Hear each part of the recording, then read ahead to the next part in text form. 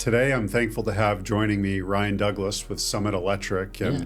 Ryan, you grew up in Central Maine, right? Yep. Yeah, And went to Coney. Yep. Can you tell us a little bit about why you decided to become an electrician? Sure. Yeah. So my grandfather was an electrician. He owned Ben King and Son for Okay. many years. Started it with his dad. So I always liked doing the electrical stuff kind of from a young age. And then when I was at Coney, they also have the Capital Area Technical Center. Yeah. So I did 2 years of the electrical program there, and then did my last 2 years of education at KVCC in Fairfield. Yeah.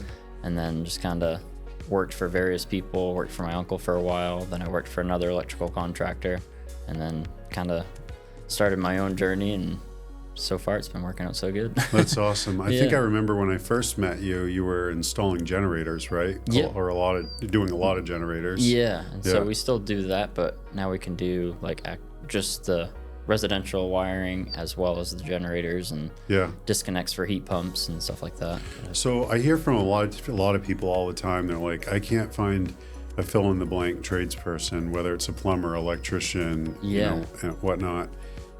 How much time does it take to become? You're a master electrician now. Yeah. Right? So How much time does that take? So it took me like really 4 years of schooling, if you count the 2 years in high school and then the 2 years of education, and then 2 years of working hours to get my journeyman license, and then another 2 after that to get the How many master's. hours total is that? So if you go to college, it cuts it down to 8,000 hours, but without college, it's like 12,000. It's quite a bit. Holy smokes, that's like 6 years full-time 40-hour weeks. Yeah, it's a Wow, lot. that's what if you take 2 weeks off, I guess. Yeah, yeah. Wow, that's crazy. So a lot of oversight, a lot of education, and a lot of attention to detail, right? Yeah, for sure. Do all electricians in the U.S. have to follow the same code? Pretty much. So there's the National Electrical Code, or the NEC, and that gets updated every 3 years. But then each state can adopt kind of its own version, so they can say, oh, well, we're not going to really focus on this so much, or we really want to focus on this, and we're actually going to add extra steps on top of it.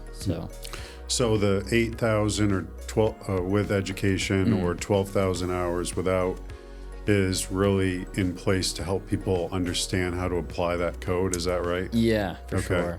And make sure that when you're out on your own, you're not gonna Make any forget something mistakes that's in there. Yeah, exactly. Or make any mistakes that could cause fires or cause any kind of damage or danger. Yeah.